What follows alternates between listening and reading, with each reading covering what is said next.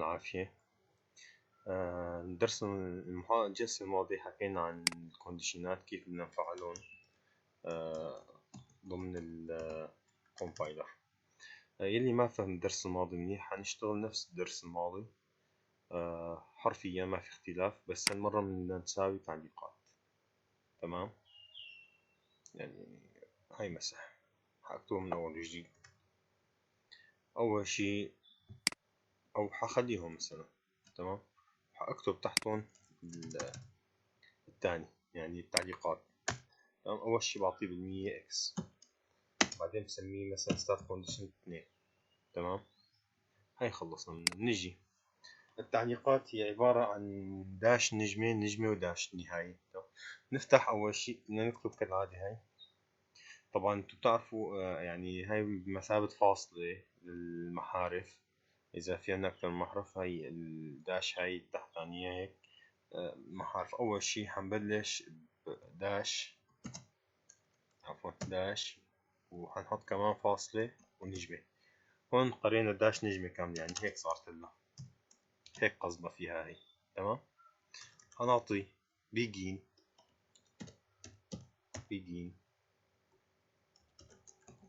sc2 وفاصلة منقوطة. بس مثل ما قلت لكم تأكدوا انه ما في فراغات تاع السطر قبل السطر. تمام، هنعطي مثلا هي cout، عفوا راح يقبل هلا cout start comment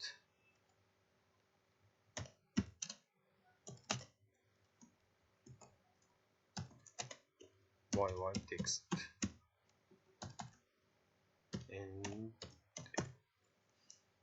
تمام، هلا ما في داعي نعطيه مثل القاعدة لأنه كتبناها مرة، هي تعتبر identifier. تمام، ما في داعي نكتبها مرة ثانية.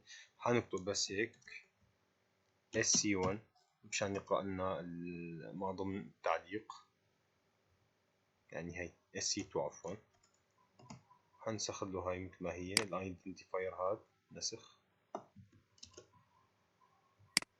لصق، ما بيخلص. بس مثلا حنعطيه هون start comment. تمام، بالانجليزي لا تسبيني على خربطات الانجليزي، يعني عادي. وهلا بدنا ننهي التعليق، نعطيه sc1 ومثل ما قلنا اول شي هيك هي نهايتها نجمة فراغ داش هيك، يعني هاي قصدنا فيها هيك نجمة داش.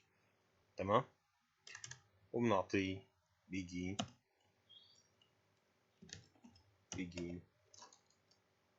زيرو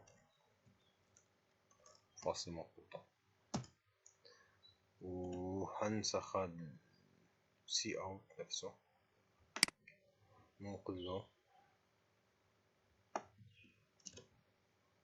يعني الغي deactive comment.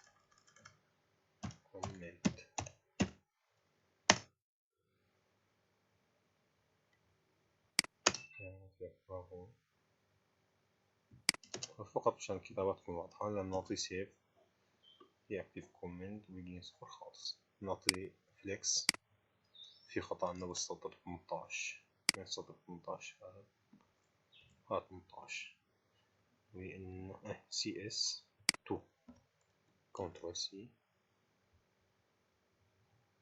بدنا نسوي هاد كمان CS2، وهي أحرف صغيرة SC2 كنترول S، نعطي فليكس. تمام، هاي كنترول F5. في عنا خطأ، نشوف شو هو.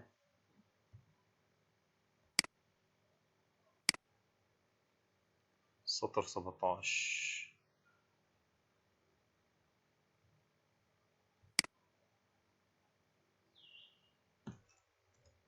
17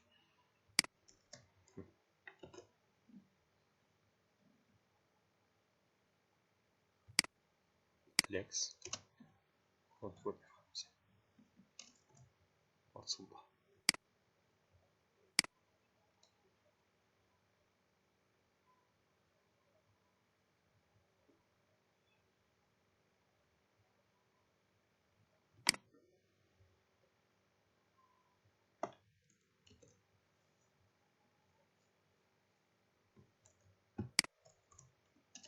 هذا السطر هون اللي حاطي حفظ كمان إكس.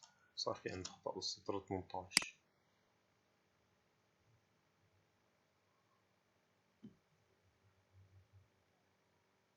هو هذا السطر ما له لزوم بالأساس لأنه كتبناه مرة فوق الكونديشن، هو نفسه يعني.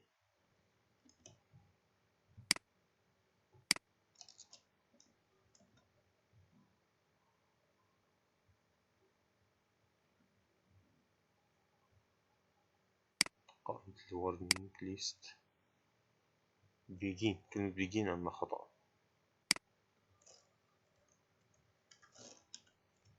تمام، يعني بدنا ندير بالنا نكون دقيقين بشكل كبير. شايفين مثلا قديش بيطلع لنا أخطاء. هلا مثلا حاعطيه كلمة بدون، حاعطيه أحمد بدون كونديشن. طبعا نكتبهم بحرف صغير لأنه مو فاعلين أحرف كبيرة، يعني أحمد. تمام، without condition أحمد. حنعطيه هلا condition تعليق مثلا، نكتب فيه this is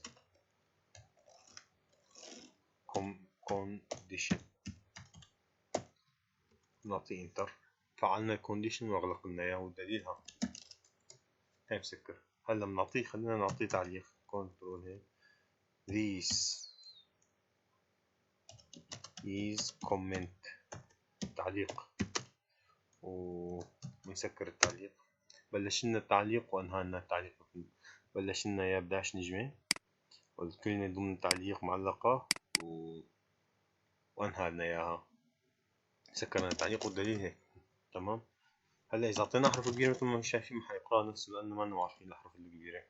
يلا يعطيكم العافية. او خلونا مثلا أعلمكم طريقة جديدة لقراءة الدخل من قراءة الدخل من ملف نصي.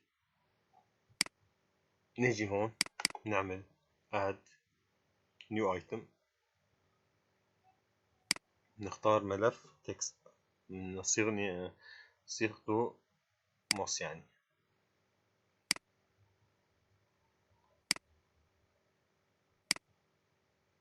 هاي text file نختاره ونسميه مثلا input. طبعا لا تنسوا اللاحقة .txt ونعمل له add. تمام ليكو. هلا بنيجي هون، بنيجي على ال properties خصائص البروجكت، بنروح على الديباج. هاي الديباج بنيجي على ال command arguments. تمام، هون بنعطي إشارة الخرج هيك أصغر أصغر، وبنكتب هون اسمه input دوت تكست. لا تنسوا اللاحقة أهم شي input دوت تكست. تمام، ونعطيه موافق ليكو. هلا تمام، هذا ملفنا وهذا ملف الدخل. خلينا نعطي مثلا هاي مثلا علي أحمد حسن إلى آخره. خلينا نعطيه condition نكتب فيه مثلا هاي condition، أو نعطي مثلا this is condition. تمام، طبعا خلينا نشيل فراغ لأنه ما أعطينا، وخلينا نعطيه تعليق comment this is comment. تمام، ونسكر الكومنت. تمام، خلينا نعطيه مثلا جمل تالية خالد سمر إلى آخره. يعني هلا هون نعمل له حفظ. تمام، نيجي على الفليكس نعمل له حفظ كمان، نعمل فليكس نطبق الفليكس على القاعدة. تمام، نيجي على الانبوت نعمل كومبايلر.